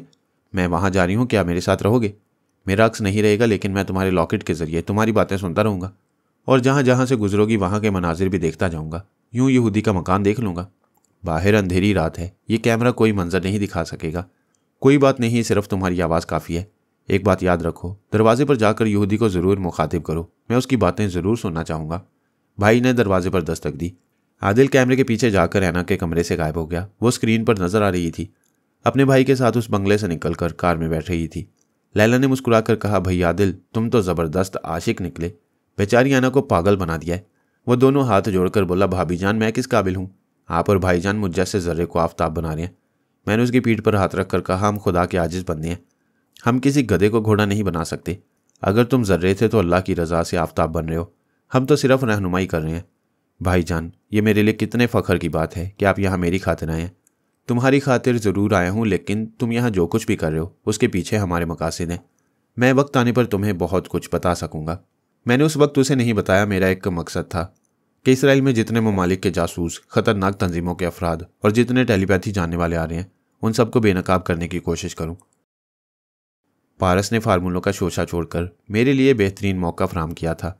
मैंने आदिल में बहुत सी खूबियां देखी थी। मैंने सोचा इसकी पुश्त पर रहूंगा तो वो उम्दगी से मुश्किल हालात से गुजरना सीख लेगा और मैं भी किसी गोशे आफियत में आराम नहीं करूंगा। कुछ तो मैं आराम तलब नहीं हूं, कुछ आप जैसे दोस्त मुझसे मैदान अमल में लहू गर्म रखने का तकाजा करते हैं। बहरहाल हम अपने स्क्रीन पर उन बहन भाई को देख रहे थे। कार के अंदर रोशनी थी, बाहर गहरी तारीकी छाई हुई थी। स्ट्रीट लाइट्स के करीब से गुजरते वक्त वो कुछ साफ तौर से नजर आने लगते थे। फिर वो यहूदी जॉन दाऊद की कोठी के सामने रुक गए। वॉन लोइन ने कार के अंदर की लाइट और हेडलाइट्स बुझा दी। इस तरह हमारे टीवी का स्क्रीन भी तारीक हो गया। लेकिन ऐना की आवाज़ सुनाई दे रही थी। वो बोली, ब्रादर, इस कंजूस के मकान के बाहर और अंदर तारीकी है, इसलिए मामिला के हालात काम नहीं कर रहे हैं। कार का दरवाज़ा खुलने और बंद होने की आवाज़ सुनाई दी। वॉन लोइन ने कहा, हमें मामिला की खबर लेना चाहिए। जब तक उसकी खैरियत मालूम नहीं होगी मुझे इत्मीनान नहीं होगा। फिर खामोशी छा गई। सूखे पत्तों की ऐसी आवाज़ें आ रही थी जैसे वह बहन भाई उन पर चलते जा रहे हों। फिर दरवाजे पर दस्तक सुनाई दी। दूसरी दस्तक पर एक अजनबी आवाज़ सुनाई दी, कौन है? रात के 3 बज रहे होंगे, ये भी कोई आने का वक्त है, जाओ यहाँ से। वो बंद दरवाजे के पीछे से बोल रहा था। रात की गहरी खामोशी में उसकी आवाज़ साफ सुनाई दे रही थी। मैंने ख्याल ख्वानी की परवाज़ की। उसके दिमाग में पहुंचा वो यहूदी जॉन दाऊद था। गहरी तारीकी में बंद दरवाजे के पीछे खड़ा सोच रहा था, इतनी रात को चोर, बदमाश या पुलिस वाले आ सकते हैं। इस शहर के तमाम चोरों को मालूम है कि मेरे मकान की दीवारों में बिजली की लहर दौड़ती रहती है, इसलिए वो नहीं आएंगे। पुलिस आ सकती है और इसलिए आ सकती है कि यहाँ एक लड़की बैंक के लूटे हुए $1,00,000 लेकर आई है। वो सोच रहा था और मुतमईन था कि उस पर कोई इल्ज़ाम नहीं आएगा। उसने मामिला के लाए हुए $1,00,000 छुपा दिए थे। पुलिस वाले उसके मकान की तलाशी लेने के बाद मायूस हो जाते। नामी ग्रामी चोर भी आज तक ये सुराग लगाने में नाकाम रहे थे कि वो अपनी दौलत कहाँ छुपा कर रखता है। मैंने पलक झपकते ही मालूम कर लिया। उसके पास सोने की ईंटों की शक्ल में दौलत थी। उसने तकरीबन $20 करोड़ का सोना अपने मकान की दीवारों में छुपा रखा था। कई दीवारें ऐसी थी जिनके अंदर सोने की ईंटें रखने के बाद उन्हें ईंटों और गारे से मुस्तकिल बना दिया गया था। पिछले 25 बरस से वो सोना वहाँ रखा हुआ था। फिर आज तक वो जितनी दौलत हासिल करता रहा उसे दूसरे कमरों की दीवारों में छुपाता रहा। बड़ी बड़ी मिलों और फैक्ट्रियों में उसके लाखों पाउंड्स गर्दिश कर रहे थे, जिनसे हर माह हज़ारों पाउंड्स सूद के तौर पर वसूल होते रहते थे। उसके चोर ख्यालात ने बताया दौलत इतनी बढ़ती जा रही है कि छुपाने के लिए इस बड़ी सी कोठी की दीवारें कम पड़ने लगी हैं। एना लाना और वॉन लोइन दरवाजे के बाहर खड़े हुए थे। अंदर एक कमरे में उनकी बहन मामिला बेहोश पड़ी हुई थी और वो यहूदी दरवाज़ा खोलना नहीं चाहता था। एना लाना ने कहा, मिस्टर दाऊद, मेरी बहन कोठी में है, मुझे उससे मिलने दो, दरवाज़ा खोलो। वो दरवाज़ा कभी ना खोलता, लेकिन मैंने उसकी ज़ुबान से कहा, इंतज़ार करो, अभी लाइट ऑन करके दरवाज़ा खोलता हूँ। इतना कहते उसने अपने मुंह को दोनों हाथों से दबाकर सोचा, ये मैंने क्यों कहा? मैं हरगिज़ दरवाज़ा नहीं खोलूँगा और एक लाइट भी ऑन नहीं करूँगा। वो ऐसा करने से इनकार करता हुआ मेन स्विच के पास आया, फिर उसे ऑन कर दिया। कोठी के अंदर और बाहर रोशनी फैल गई। वो रोशनी देखकर परेशान हो गया। उसने फ़ौरन ही हाथ बढ़ाकर मेन स्विच को ऑफ करना चाहा, लेकिन मैंने हाथ हिलाने नहीं दिया। उसने कई बार दोबारा अंधेरा करने की कोशिशें की। फिर तेजी से चलता हुआ बैरूनी दरवाजे की तरफ गया और सोचा, कुछ भी हो जाए मैं दरवाज़ा नहीं खोलूँगा। वो दरवाजे के करीब आकर रुक गया। फिर ऊंची आवाज़ में बोला, यहाँ कदम रखने से पहले एक और वार्निंग देता हूँ, उसे याद रखो। इस मकान के अंदर की किसी दीवार को हाथ ना लगाना, वरना बिजली के नादीदा तारों से चिपक कर रह जाओगे, जिसके नतीजे में बेहोशी भी हो सकती है और मौत भी। ये कहते उसने फिर दोनों हाथों से अपना मुंह दबा लिया। फिर अपने मुंह पर तमांचे मारते हुए कहने लगा, मैं मर जाऊं, मेरा मुंह टूट जाए, मेरी जुबान कट जाए। मैंने यह राज क्यों बता दिया? मैं आने वालों को इस तरह हथियारों के बगैर बेबस करता हूँ। अब तो ये होशियार हो गए। अब आखिरी कोशिश यही थी कि दरवाज़ा न खुले। मैं चंद सेकंड तक उससे खेलता रहा। वो वहाँ से पलट कर जाना चाहता था, मैं उसे वापस ले आता। उसने दोनों हाथ पीछे कर लिए ताकि दरवाज़ा न खोले, लेकिन उसे खोलना ही पड़ा। दरवाज़ा खुलते ही हमें ऐना के लॉकेट के जरिए वो यहूदी और मकान के अंदर का कुछ मंजर दिखाई दिया। वो समझ रहा था कि मामिला की तरह फिर एक लड़की तनहा आई है, क्योंकि तारीकी में अब तक सिर्फ ऐना ही बोल रही थी। वो यहूदी ऐना के साथ वॉन लोइन को देखकर घबरा गया। खौफ से कांपते हुए बोला, तुम लोग कौन हो? मुझसे क्या काम है? वॉन लोइन ने उसे धक्का देते हुए अंदर आकर बोला, मेरी बहन कहाँ है? क्या वो तुम्हारी बहन है जो मेरे घर में सो रही है? हाँ वही होगी, हमें उधर ले चलो। वो मामिला की तरफ जाने लगे। ऐना ने पूछा, बूढ़े कंजूस, क्या ये दुरुस्त है कि यहाँ की अंदरूनी दीवारों में बिजली के नादीदा तार हैं? यहूदी ने हंसते हुए कहा, मैं तुम लोगों को चोर डाकू समझकर यूं ही धमकी दे रहा था ताकि अंदर ना हो। वॉन लुई ने कहा, तुम्हारे घर में बैठने के लिए एक टूटी हुई कुर्सी नहीं है, तुम बिजली के तार बिछाने में क्या खाक रकम खर्च करोगे? मैं कह तो रहा हूँ कि झूठ बोल रहा था। तुम किसी भी दीवार को हाथ लगाकर देखो, ये आम सी दीवारें हैं। उसने एक करीबी दीवार को देखा, फिर उसे छूने के लिए एक कदम बढ़ाया। यकबारगी उसके सामने आदिल के अक्स ने आकर कहा, रुक जाओ। वॉन लुई ने उसे अचानक देखते ही उछल पड़ा। शदीद हैरानी से संभल ना सका, उछलते ही पीछे फर्श पर गिर पड़ा। यहूदी खौफ के बायस थर थर कांपने और हलक से अजीबोगरीब आवाज़ें निकालने लगा। वॉन लुइन फर्श पर बड़ा हैरानी और बेयकीनी से आदिल को देख रहा था। उसे यकीन नहीं आ रहा था कि अक्सर ट्रांसफ़र करने की तकनीक कोई और भी जानता है। आदिल ने कहा, यहाँ की किसी दीवार को हाथ ना लगाना, इन दीवारों में 440 वोल्ट की बिजली दौड़ रही है। वॉन लुइन ने दीदे फाड़कर उसे देखते हुए पूछा, तुम कौन हो? ऐना फखरी अंदाज में मुस्कुराकर बोली, ये मेरा महबूब, मेरा यार, दिलदार और कल का हैरी और आज का आदिल है। आदिल ने कहा, तुमने मेरे जिस्म में 2 गोलियां उतार दी, मुझे मार डाला, लेकिन मैं तुम्हें इन दीवारों से चिपक कर मरने से बचा रहा हूँ, और इसलिए बचा रहा हूँ कि जोरू के भाई के लिए 7 खून माफ़ होते हैं। वॉन लुइन ने कहा, मैं समझ गया। ऐना ने हमारे आलात चुरा कर तुम्हें दिए हैं, तुम इन आलात के जरिए यहाँ नजर आ रहे हो। ये आलात और ये तकनीक तुम्हारे बाप की जागीर नहीं है, हमारे पास भी जहानत है, ये देखो। उसने जेब से एक सुरख रंग का चश्मा निकाल कर दिखाते हुए कहा, यह मेरी ईजाद है। मैं इसे आंखों से लगाकर ज़मीन को देखता हूँ तो इसके अंदर छुपे हुए खजाने नजर आते हैं। मैं इसे पहनकर मालूम कर सकता हूँ कि इस कंजूस यहूदी ने अपनी बेइंतहा दौलत कहाँ छुपा रखी है। यहूदी जॉन दाऊद ने दोनों हाथ इनकार में हिलाते हुए कहा, नहीं, मेरे पास दौलत नहीं है, मैं एक गरीब आदमी हूँ। तुम्हारे इस चश्मे से कुछ नजर नहीं आएगा, इसे आंखों से लगाकर ना देखो। मिस्टर आदिल, अगर तुम इस चश्मे के जरिए ये बता दो कि बेशुमार दौलत कहाँ छुपाई गई है तो मैं तस्लीम कर लूँगा कि ये अक्स ट्रांसफ़र करने के हालात भी तुमने खुद तैयार किए हैं और ऐना ने हमसे धोखा नहीं किया है। आदिल ने कहा, मैं अपनी ऐना पर इल्ज़ाम नहीं आने दूंगा। ये ज़रूर बताऊंगा कि दौलत कहाँ छुपाई गई है, लेकिन ये अभी नहीं, कल रात को बताऊंगा। अभी बताने में क्या हर्ज है? मैं अपने होने वाली सास यानी तुम्हारी मम्मी के सामने अपना कमाल दिखाऊंगा ताकि वो अपनी आंखों से देखकर तस्लीम करे कि मैं ही ऐना का जीवन साथी और एक गॉड मदर का दामाद बन सकता हूँ। जॉन दाऊद ने कहा, यह बकवास करता है, मैं अहमक नहीं हूँ कि इस खाली मकान में दौलत छुपा कर रखूँ। मेरी दौलत अमेरिका और यूरोप के कई बैंकों में महफूज है, तुम में से कोई वहाँ तक पहुँच नहीं सकेगा। ऐना ने कमरे में झांक कर कहा, ब्रादर, मामेला इस कमरे में ऐसी गहरी नींद सो रही है जैसे बेहोश हो। हमारी आवाज़ पर उसे उठना चाहिए था। वो तेज़ी से चलता हुआ दूसरे कमरे में आया, फिर उसने बहन को आवाज़ दी, फिर चटाई पर घुटने टेककर उस पर झुककर उसे झंझोड़ा, मामेला उठो, देखो हम आए हैं। वो गहरी गफलत में थी, भाई की आवाज़ भी उसे जगा नहीं पा रही थी। वॉन लुई ने उठकर दाऊद का गिरेबान पकड़ लिया, फिर उसे झंझोड़ कर पूछा, सच बता, तूने इसके साथ क्या सलूक किया है? ये बेहोश कैसे हो गई?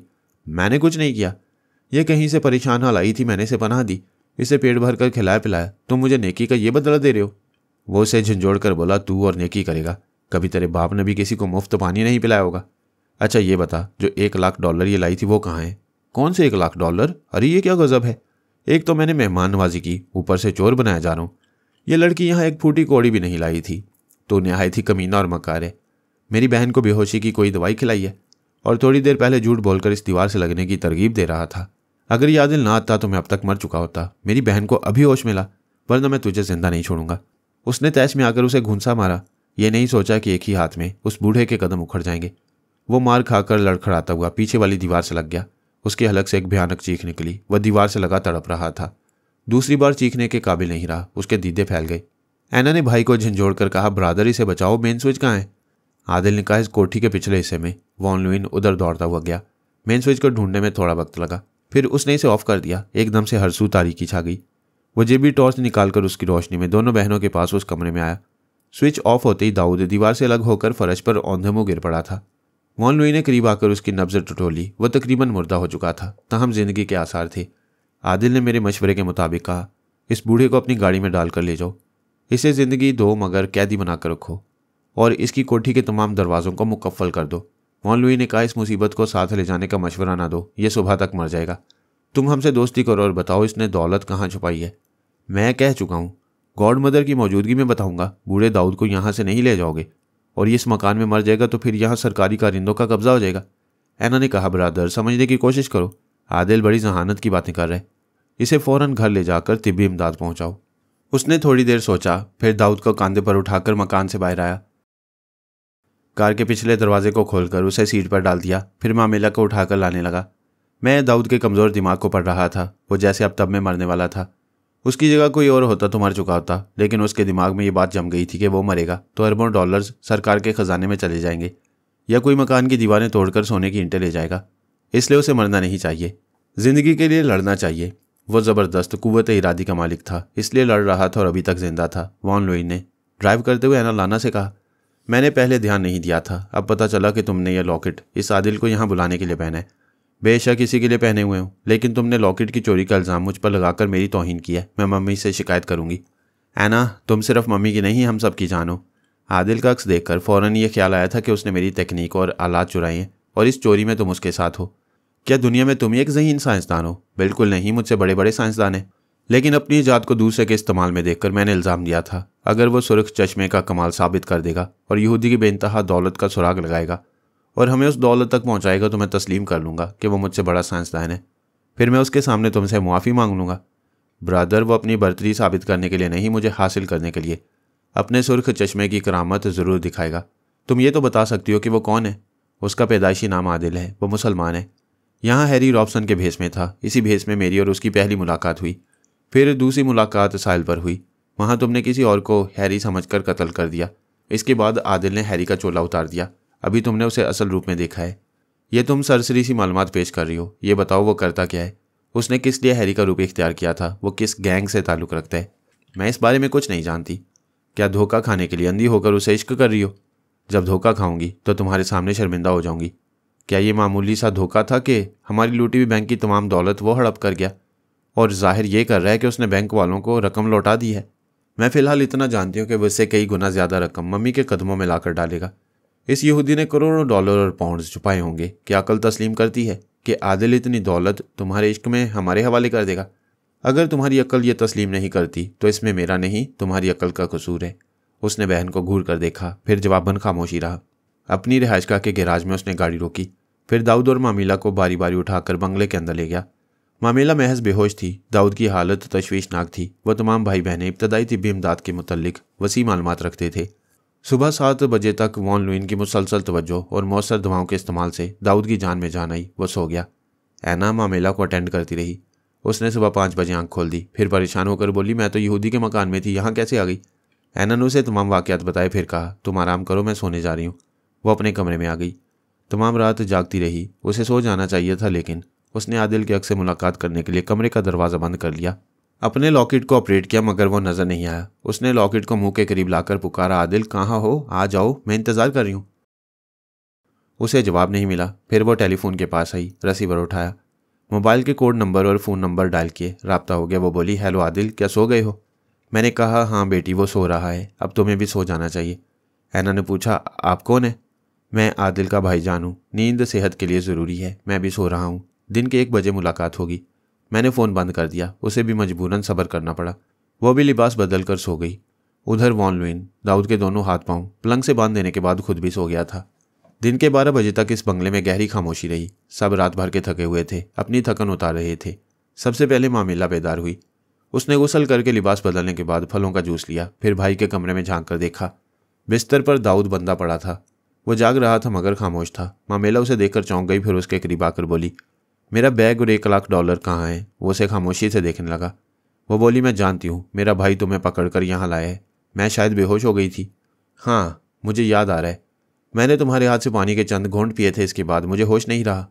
वो जवाबन कुछ बोलने लगा। उसके मुंह से अजीब सी धीमी धीमी आवाज़ें निकल रही थीं, लेकिन वो कोई लफ्ज़ अदा नहीं कर रहा था। वो कुछ कहना चाहता था मगर कह नहीं पा रहा था। उसने पूछा, तुम क्या कह रहे हो? क्या बोलने के काबिल नहीं रहे? ऐना ने बताया था कि तुम्हें बिजली के ज़बरदस्त झटके पहुंचे हैं। वैसे तुम्हारा अंजाम यही होना था और यही हो रहा है। वह बेबसी से और रहम तलब नज़रों से देखने लगा। वो बोली, तुम्हें तवानाई की ज़रूरत है। मेरा ब्रादर तुम्हें ज़िंदा रखना चाहता है। मैंने अभी फलों का जूस पिया है, क्या तुम भी पियोगे? वहाँ के अंदाज में जल्दी जल्दी सारे हिलाने लगा। वो किचन में जाकर फलों का जूस बना कर ले आई। उसके दोनों हाथ खोलकर बोली, उठो और पियो। वो उठने की कोशिश में कमज़ोरी से कांपने लगा। मामेला ने उसे सहारा देकर बिठाया, फिर उसे अपने हाथों से पिलाया। वॉन लुई ने कमरे में आकर कहा, देखो दाऊद, मेरी बहन कितनी मोहब्बत करने वाली है। तुमने इसके साथ बुरा सलूक किया, लेकिन यह तुम्हारी ज़िंदगी और तवानाई का सामान कर रही है। वो बड़ी आजिज़ी से हाथ उठाकर सलाम करने लगा। वॉन लुई ने कहा, हमें सलाम ना करो, सिर्फ इतना बताओ, दौलत कहाँ छुपाई है? वो मुंह से बेतुकी आवाज़ें निकाल कर कुछ बोला। कुछ समझ में नहीं आया। अलबत्ता उसके इशारों और हरकतों से यह समझ में आया कि वो खुद को गरीब और मजबूर इंसान कह रहे। मामिला ने कहा, ब्रादर, ये बड़ा ढीठ है, कुछ नहीं बताएगा। फिर वो दाऊद से बोली, गधे के बच्चे, ये तो बता दे, मेरे $1,00,000 कहाँ हैं? वह फिर बेतुकी आवाज़ें निकाल कर इशारों की ज़ुबान में बोला, मेरे पास किसी के $1,00,000 नहीं। वॉन लुई ने कहा, सिस्टर, इसके साथ साथ ना खपाओ। ऐना के आशिक ने यकीन दिलाया कि वो हमारी मम्मी के सामने इस कंजूस की तमाम दौलत जाहिर करेगा। दाऊद बड़ी कमज़ोरी से हंसने लगा।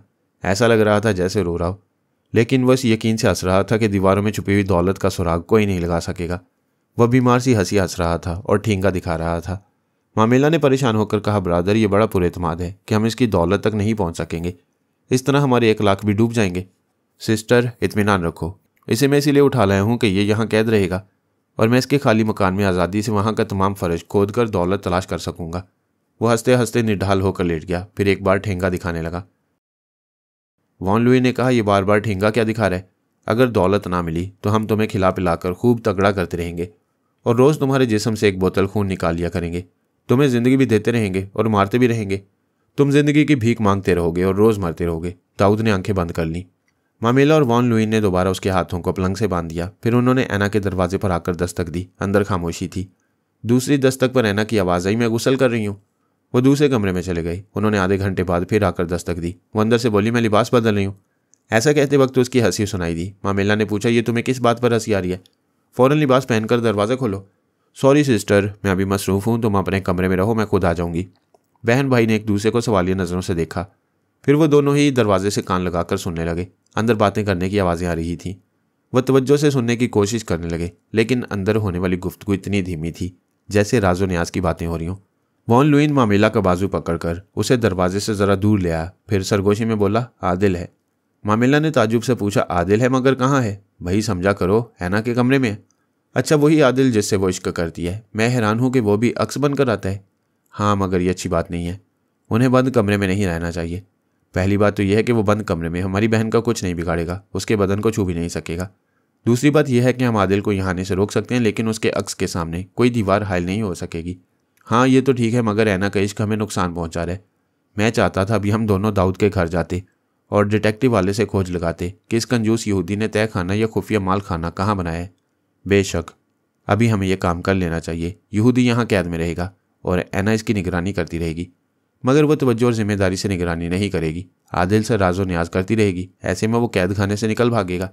बेहतर है तुम अकेले चले जाओ, मैं इसकी निगरानी करूंगी। ऐना के कमरे से ज़ोरदार कहके सुनाई दिए। ऐना के साथ एक मर्दाना कहके की आवाज़ वाज़ेह थी। उन्होंने गुस्से से उस कमरे की तरफ देखा। फिर मामेला कैदी के कमरे में गई और वॉन लुई बाहर आकर अपनी कार में बैठ गया। वो दाऊद के घर जा रहा था। मैं जानता था दूसरी सुबह वो यही करेगा। दौलत हासिल करने की बेचैनी उसे चैन से बैठने नहीं देगी। मैंने बाबा साहब के इदारे के 2 जासूस बुला लिए। इनमें से एक वही था जिसके बंगले में मरीना ने पनाह ली हुई थी और वहाँ आराम सुकून से रह रही थी। इस जासूस का नाम टॉम मोरस था और आज शाम को मरीना इससे शादी करने वाली थी। मैंने दोनों जासूसों से कहा था आज बहुत मसरूफ़ दिन गुजारना है। फिर शाम के वक्त टॉम मोरस को छुट्टी देना है ताकि वो शादी करे और अपनी दुल्हन के साथ वक्त गुजारे। सुबह के वक्त जब वॉन लुई अपनी बहनों और कैदी यहूदी के साथ बेखबर सो रहा था, तभी टॉम मोरस ने उसके बंगले के हाथ में पहुंचकर उसकी दोनों कारों के ब्रेक बेकार कर दिए थे। वॉन लुई उनमें से एक कार ड्राइव कर रहा था। नतीजा जाहिर था। एक मसरूफ़ सड़क से गुजरते वक्त जब ब्रेक लगाने की ज़रूरत पड़ी तो पता चला ब्रेक काम नहीं कर रहा। उसने मसरूफ़ सड़क से निकल जाने के लिए एक जैली सड़क पर मुड़ना चाहा। ऐसे ही वक्त हादसा पेश आया। वो बुरी तरह जख्मी हुआ। कुछ लोगों ने उसे अस्पताल पहुंचा दिया। हमारे जासूस का एक मातियत उसका ताकुब कर रहा था। उसने हमें इतला दी। मैंने कहा, वहीं अस्पताल में रहो, उसे 4 घंटे वहाँ बिस्तर पर ही रहना चाहिए। हमारे लिए रास्ता साफ हो गया। मामेला यहूदी दाऊद की निगरानी कर रही थी। आदिल ने ऐना को उसके बेडरूम में मसरूफ़ रखा था और वॉन लुई अस्पताल पहुंच गया था। मैं गाड़ी में दोनों जासूसों के साथ दाऊद के मकान में पहुंच गया। हमारे साथ ड्रिल मशीनों के अलावा कुदालें भी थीं। टॉम मोरस ने मेन स्विच ऑफ कर दिया। फिर वो दोनों मेरी निशानदही के मुताबिक दीवारें तोड़ने लगे। मैं भी उनके साथ मेहनत कर रहा था। तमाम दरवाजे अंदर से बंद थे। नादीदा बिजली के तार अलग कर देने के बाद मेन स्विच ऑन कर दिया था ताकि दीवारों को खोदने के लिए ड्रिल मशीनें इस्तेमाल की जा सकें। 15 मिनट की मेहनत के बाद ही दीवारों के अंदर से सोने की ईंटें झलकने लगीं। कहीं कहीं से हीरे और बेशकीमती मोती फर्श पर गिरने लगे। हम उन्हें उठाकर थैलियों में डालते जा रहे थे। वहाँ की तमाम कोठियाँ एक दूसरे से काफ़ी फासले पर थीं। ड्रिल मशीन ठहर ठहर कर चलाई जा रही थी। शायद इसलिए दूर तक आवाज़ नहीं जा रही थी, या फिर आवाज़ सुनकर भी कोई इस कंजूस के मकान की तरफ ना आना चाहता था। वैसे जो भी आता मैं और लैला उसे टेलीपैथी की भूल भुलैयों में उलझा देते। कमबख्त ने बड़ी दौलत जमा की थी। हमारी वैगन कार छोटी पड़ गई थी। इस दौलत को हमारे खुफिया अड्डे में पहुंचाने के लिए वैगन ने 3 फेरे लगाए। उसने दुनिया के बेशकीमत और नायाब हीरे टॉयलेट की दीवारों में छुपाए थे। तकरीबन 50 लाख ब्रिटिश पाउंड्स प्लास्टिक के थैलों में हिफाजत से रखे थे, क्योंकि सोने की तरह ब्रिटिश पाउंड्स की भी कीमत बढ़ती रहती थी। 20 करोड़ डॉलर का सोना कुछ कम नहीं होता। ये ईंटें 25 बरस पहले दीवारों में छुपाई गई थी। उस वक्त वो महज 5 करोड़ का सोना था। अब इसकी मालियत 4 गुना हो गई थी। वहाँ से इतनी दौलत ले जाने में 6 घंटे लग गए। वॉन लुई 1 घंटे के अंदर ही होश में आ गया था, लेकिन जख्म ऐसे थे कि वो शाम से पहले अस्पताल से घर ना जा सका। उसने मामेला को हादसे की इतला देनी चाहिए। अस्पताल के कमरे में फ़ोन करने की सहूलत पहुंचाई गई। उसका एक बाजू बुरी तरह जख्मी हुआ था। नर्स ने उसके बताए हुए नंबर डायल किए। लेकिन फ़ोन ऐना के कमरे में रखा हुआ था। आदिल ने उसे कहा कि रिसीवर को उठाकर क्रैडल से अलग रखे ताकि फ़ोन की घंटी उनके रोमांस में मुदाखलत न करे। बेचारा अस्पताल से फ़ोन करते करते थक गया। आखिर शाम को डॉक्टर ने कहा कि वो घर जा सकते हैं। पुलिस ने तस्लीम किया कि हादसे में वॉन लुइन की गलती नहीं है, ब्रेक नाकारा हो गया था, इसलिए उसे हिरासत में नहीं लिया गया। वो घर आया तो मामिला उसे पट्टियों में देखकर घबरा गई। उसे सहारा देकर अपने बिस्तर पर ले आई। वो उसे बता रहा था कि किस तरह अस्पताल में पड़ा रहा और बार बार फ़ोन करते रहने के बावजूद राब्ता न हो सका। मामिला ने दरवाजे पर दस्तक देकर ऐना लाना को बुलाया, फिर कहा, बेशर्मी और गैर जिम्मेदारियों की हद हो गई है। तुम अब तक दरवाज़ा बंद किए उस आवारा बदमाश से बातें कर रही हो। ऐना ने कहा, उसे आवारा बदमाश ना कहो, वो जा चुका है, तुम कमरे में आकर देख सकती हो। क्या खाक देखूं, तुमने अब तक वो रिसीवर अलग रखा हुआ है। ब्रादर जख्मों से चूर अस्पताल में पड़ा रहा, हमें फ़ोन करता रहा, मगर तुम यार के साथ अय्याशी में मसरूफ़ रहीं। वो परेशान होकर दौड़ती हुई भाई के पास आई, फिर उसे लिपट कर बोली, ब्रादर मुझे माफ़ कर दो, मैं कभी सोच भी नहीं सकती थी कि ऐसे हालात पेश आएंगे। आइंदा मैं कभी फ़ोन डिस्कनेक्ट नहीं करूंगी, मैं शर्मिंदा हूँ ब्रादर। वो उसके सर पर हाथ फेर कर बोला, जो तकदीर में था उसे मैंने भुगत लिया। हम सब की भलाई इसी में है मेरी प्यारी बहन कि तुम आदिल के चक्कर में ना पड़ो। मेरी समझ में नहीं आता तुम दोनों उसके खिलाफ क्यों बोलते हो कि आदिल ने तुम्हें अस्पताल पहुंचाया। मैं तुमसे बहस नहीं करना चाहता। तुम मामिला के कमरे में टेलीफोन पहुंचा दो और जब तक आदिल के साथ रहो हमसे दूर रहो। 3 घंटे बाद मम्मी यहाँ पहुँचने वाली हैं, वही तुमसे समझेंगी। ऐना टेलीफोन मामिला के कमरे में ले आई, फिर अपने कमरे में चली गई। मामिला और वॉन लुइन बेइंतहा दौलत हासिल करने के लिए बेचैन थे, लेकिन दाऊद को अपने घर में छोड़कर उसके घर नहीं जा सकते थे क्योंकि ऐना पर भरोसा नहीं था। और वॉन लुइन अब मामिला के सहारे के बगैर कहीं जा नहीं सकता था, खुद ड्राइव नहीं कर सकता था। मामिला ही कार ड्राइव करके उसे ले जा सकती थी। ये सवाल भी जहन में था कि कार का ब्रेक नाकारा कैसे हो गया। वो कार मुरम्मत के लिए जा चुकी थी। मामिला ने फ़ोन करके एक मैकेनिक को बुलाया और कहा कि दूसरी कार को अच्छी तरह चेक करे। उसने चेक किया और बताया कि दूसरी कार का ब्रेक भी बेकार हो चुका है या बेकार कर दिया गया है। तब ये तशवीश पैदा हुई कि उनसे कोई दुश्मनी कर रहा है। शुभ आदिल पर था। उसने फ़ोन का रिसीवर अलग रखवा दिया था ताकि अस्पताल से उसकी कोई खबर मामिला तक न पहुंचे। ये बात भी समझ में आ रही थी कि उन्हें दाऊद के घर तक जाने से रोका जा रहा है। वॉन लुई ने कहा, सिस्टर हमें फ़ौरन वहाँ जाना चाहिए। आदिल या उसके आदमी उस मकान में ज़रूर कुछ कर रहे हैं। वहाँ जाना ज़रूरी था, लेकिन एयरपोर्ट जाना उससे भी ज़्यादा ज़रूरी था। गॉड मदर आ रही थी। मकैनिक ने ब्रेक दुरुस्त करने और कार को पूरी तरह चेक करने में इतना वक्त सर्फ किया कि फ़्लाइट की आमद में सिर्फ 1 घंटा रह गया। मामिला ने कहा, कोई बात नहीं, हम मम्मी को एयरपोर्ट से दाऊद के मकान में ले जाएंगे और उन्हें पूरी रुदात सुनाएंगे। वो अपने तजुर्बात से बताएंगी कि छुपी हुई दौलत तक कैसे पहुंचा जाए। उन्होंने दाऊद को अच्छी तरह बांध रखा था। ये इत्मीनान था कि वो इन बंदिशों से निजात हासिल नहीं कर सकेगा। उन्होंने उस दरवाजे को बाहर से लॉक कर दिया, फिर एयरपोर्ट चले आए। वॉन लुइन ज़्यादा चलने फिरने के काबिल नहीं था। वो कार की अगली सीट पर बैठा रहा। मामिला तन्हा लगेज हॉल की तरफ चली गई। बाहर से आने वाले मुसाफिरों की सख्ती से चेकिंग होती थी। उन दिनों बैरूनी ममालिक से कई खतरनाक तंजीमों के अफराद और कई टेलीपैथी जाने वाले आ रहे थे, इसलिए हर फ्लाइट के मुसाफिरों पर कड़ी नज़र रखी जाती थी। वहाँ इंटेलिजेंस के 2 ऐसे जासूस थे जिनके दिमागों में टेरी हार्ट मौजूद रहता। जिन मुसाफिरों पर शुबा होता उनसे दोनों जासूस बातें करते और उनकी आवाज़ टेरी को सुनाते। यूँ टेरी उनके अंदर पहुंचकर शुबा दूर करता। ऐसे अमल से कितने ही स्मगलर और बैरूनी ममालिक से भाग कर आने वाले कातिल गिरफ्तार हो चुके थे। ऐसे भी मुसाफिर नज़रों में आए थे जो योगा के माहिर थे। टेरी की सोच की लहरों को महसूस करते ही सांस रोक लेते। उन्हें कानूनी तौर पर शहर में दाखिल होने से रोका नहीं जा सकता था। टेरी उन्हें तेल अबैब में रिहाइश इख्तियार करने की इजाज़त देता था, लेकिन उनके पीछे जासूस लगा देता। उस रात टेरी हार्ट खुद एयरपोर्ट पर आया। वो दिन रात अपनी खुफिया रिहाइशगाह में कैद रहकर ख्याल ख्वानी नहीं कर सकता था। दिल घबराने लगता था। वो खुली फिजा में चंद घंटे गुजारने आया था। इरादा था वहाँ से समुंदर के साहिल पर जाएगा, फिर रात का खाना खाने के बाद वापस अपनी खुफिया पनाहगाह में चला जाएगा। अगर मुकद्दर के असूलों के मुताबिक देखा जाए तो कोई बेमकसद कहीं आता जाता नहीं। तकदीर अपना खेल खेलने इंसान को एक जगह से उठाकर दूसरी जगह पहुंचा देती है।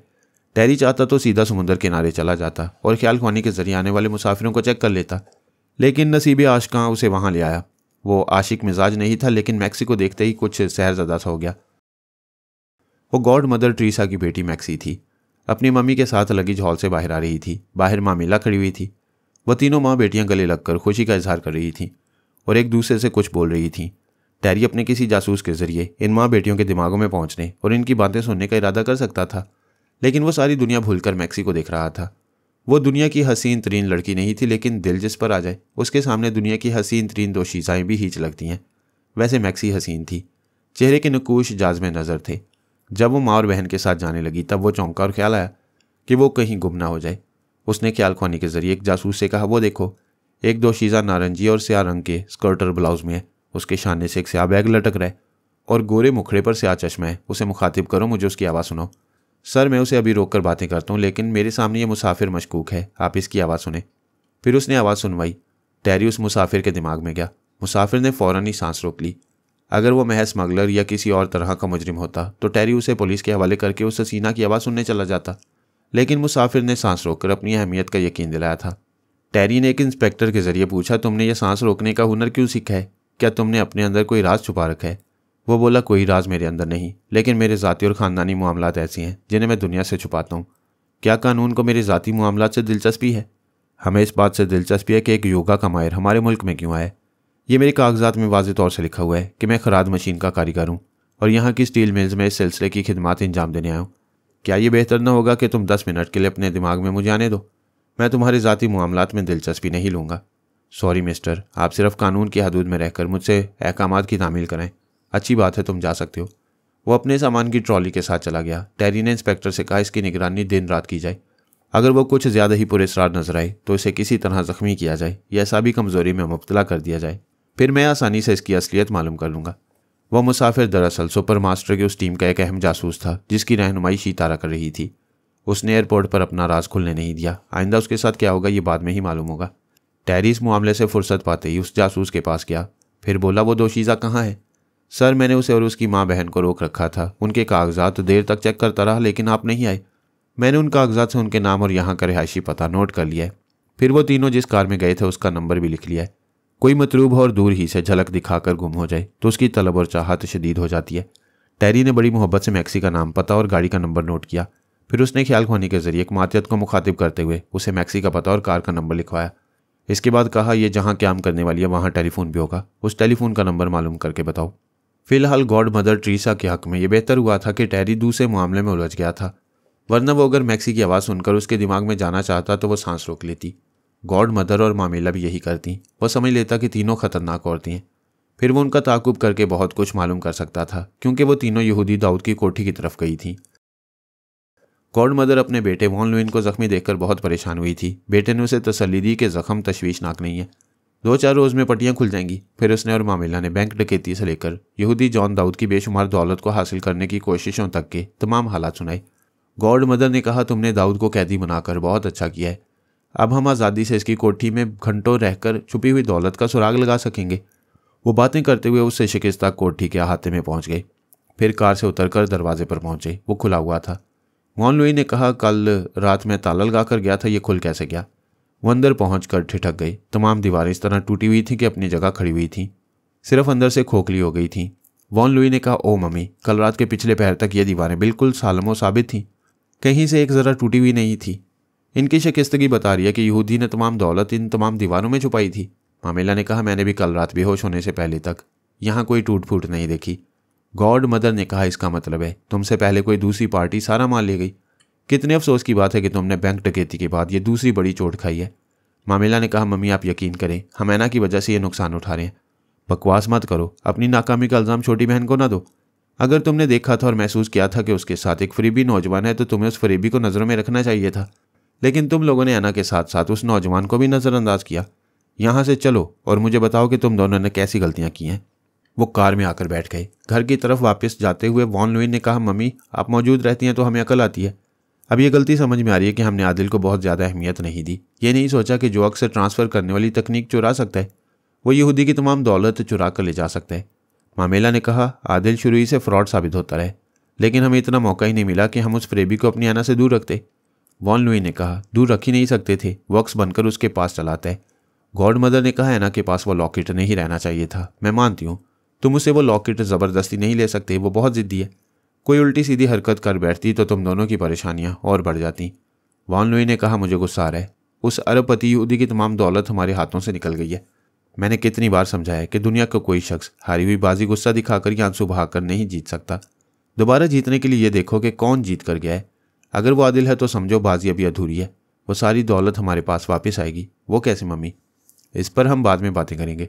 पहले उस यहूदी के मुतल्लिक सोचो जो हमारे पास कह दिया है। उसका तमाम माल चोरी हो गया है। वो हमारे पास से जब भी जाएगा चोरी का इल्ज़ाम हम पर लगाएगा। इसकी वजह से हम यहाँ बेनकाब हो सकते हैं। उसे कत्ल करके उसकी लाश उसी की शिकस्ता कोठी में फेंक दी जाएगी। बेटे तुम बुरी तरह जख्मी हो, अभी कत्ल का मंसूबा न बनाओ। अगर वो किसी तरह बच निकलेगा तो आफत आ जाएगी। मामिला ने कहा, मम्मी मैंने आपकी सरपरस्ती में 2 कत्ल किए हैं, क्या मैं उस बूढ़े को ख़त्म नहीं कर सकूंगी? तुम कर सकती हो, मगर पहले हम आदिल से 2 बातें करेंगे, उसके बाद बूढ़े की ज़िंदगी और मौत का फैसला होगा। वो अपने बंगले में पहुंच गए। ट्रीसा ने अंदर आकर आवाज़ दी, मेरी जान है ना, तुम कहाँ हो? देखो मैं आई हूँ। जवाबन उसकी आवाज़ आई ना वो आई। माँ ने एक कमरा देखा, उसमें दाऊद बंदा पड़ा था। वो बोला, ये क्या जुल्म है, मुझे यहाँ कब तक कैदी बना कर रखोगे? गॉड मदर ट्रीसा ने पूछा, क्या तुमने तमाम दौलत दीवारों के अंदर छुपाई थी? वो एकदम से चौंक गया, फिर बोला, नहीं ये झूठ है, मेरी दौलत ना दीवारों में है ना ज़मीन के अंदर है। तुम लोग मुझसे एक फूटी कौड़ी भी वसूल नहीं कर सकोगे। वाकई हमें फूटी कौड़ी भी नहीं मिली, कोई दूसरा शख्स चुरा कर ले गया। तुम्हारी कोठी की तमाम दीवारें टूट चुकी हैं। तू झूठ बोलती है बूढ़ी चुड़ैल, मेरी कोठी की दीवारें सलामत होंगी, उन दीवारों में कुछ नहीं था।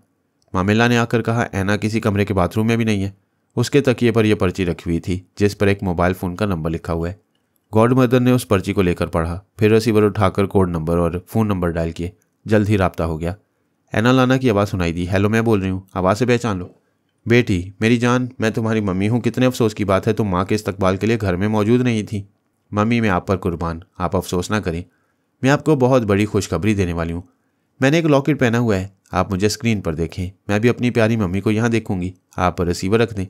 फ़ोन का राब्ता ख़त्म हो गया। वॉन लुइन और मामेला ने कैमरे और दूसरे आलात को ऑपरेट किया। स्क्रीन रोशन हो गया।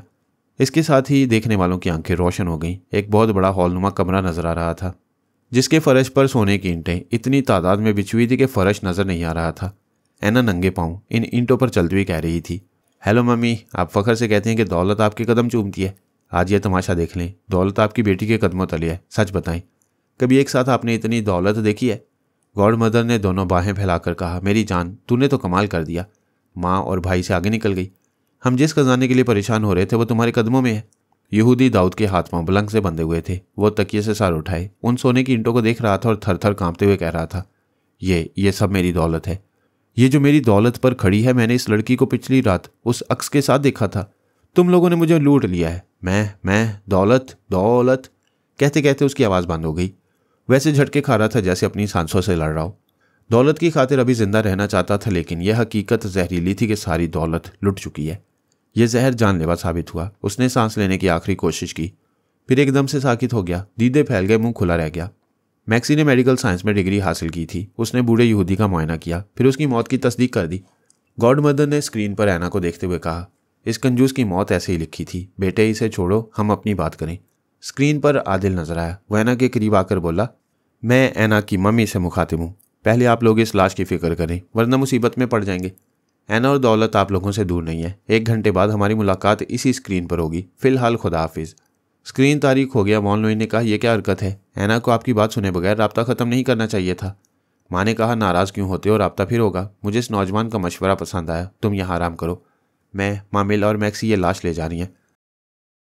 मम्मी, ये मेरे लिए शर्म की बात है कि मैं मर्द होकर यहाँ बैठा रहूँ और आप। वो डांट कर बोली, ज़्यादा मर्द ना बनो, तुम इस वक्त महज मेरे जख्मी बेटे हो। मामिला और मैक्सी लाश के बंधे हुए हाथ पांव खोल रही थी। फ़ोन की घंटी सुनकर सभी चौंक पड़े। मुजरिमाना इमाल के नतीजे में घर के अंदर लाश पड़ी हो तो फ़ोन की घंटी खौफजदा कर देती है। गॉड मदर ने रिसीवर उठाकर पूछा, हेलो कौन है? दूसरी तरफ से ऐना ने कहा, मम्मी आप में से कोई भी घर से ना निकले। आदिल के एक मातहत ने अभी इतला दी है कि इंटेलिजेंस का एक अफसर अपनी गाड़ी में हमारी रिहाइशगाह के सामने आया था। 5 मिनट तक वहाँ रुका रहा, फिर चला गया। बेटी तुमने बर वक्त इतला दी है। अभी हम उस बूढ़े को लेकर निकलने ही वाले थे। आप इंतज़ार करें। आदिल के मातहत आधे घंटे तक हालात का जायज़ा लेकर एक गाड़ी में आएंगे और इस बूढ़े को ले जाएंगे। मैं आप लोगों को ऐसा कोई काम नहीं करने दूंगी। शाबाश बेटी, तुम सही मायनों में मेरी बेटी हो। आदिल से कहना मैं उससे खुश हूँ। Thank you mummy. गाड़ी में आने वाले अल्फाज कहेंगे, we are for Adil and Adil for Aina. राब्ता ख़त्म हो गया। वॉन लुइन ने पूछा, आपने ये क्यों कहा कि आप आदिल से खुश हैं? क्या मैं नाराज़ी जाहिर करके बेटी को बागी बना दूँ? हालात के मुताबिक अपने मजाज में लचक पैदा करना सीखो। हमारे सामने फ़िलहाल 3 टारगेट हैं। पहले ऐना को वापस लाना और उसे बागी ना होने देना। दूसरा ये कि हमने जो दौलत उसके कदमों में देखी उसे हासिल करना। और तीसरा टारगेट आदिल है। हमें उसका तमाम कच्चा चिट्ठा मालूम करने के लिए उसके करीब होना पड़ेगा। मैं आपकी हिकमत अमली और तजुर्बात के आगे कुछ नहीं कह सकता, लेकिन आदिल की हरकतें बता रही हैं कि वो पक्का फ्रॉड है। पहले बैंक डकैती की रकम ले गया, अब दाऊद की तमाम दौलत हथिया ली। आप अंदाज़ा कर सकती हैं वो कितने लाख या कितने करोड़ का सोना होगा। बेटे हमारे अंदाजे से ज़्यादा दौलत है, बेहिसाब दौलत है। इसमें शुबा नहीं कि वो नौजवान मक्कार और फरेबी है, लेकिन दुनिया का कोई भी चालबाज नागिन से उसका नाग और शेरनी से उसकी औलाद नहीं छीन सकता। तुम देखते जाओ कि मैं कैसी मीठी छुरी बनकर उसका गला काटूंगी। पूरा खानदान योगा का माहिर था। उस वक्त उनमें से कोई ये सोच भी नहीं सकता था कि मैं जख्मी वॉन लुइन के अंदर रहकर उसकी बातें सुन रहा हूँ। मैंने सोच रखा था कि आज वो सोएगा तो लैला उसे अपना मामूल बना लेगी ताकि वो कभी आदिल के लिए मुसीबत ना बने।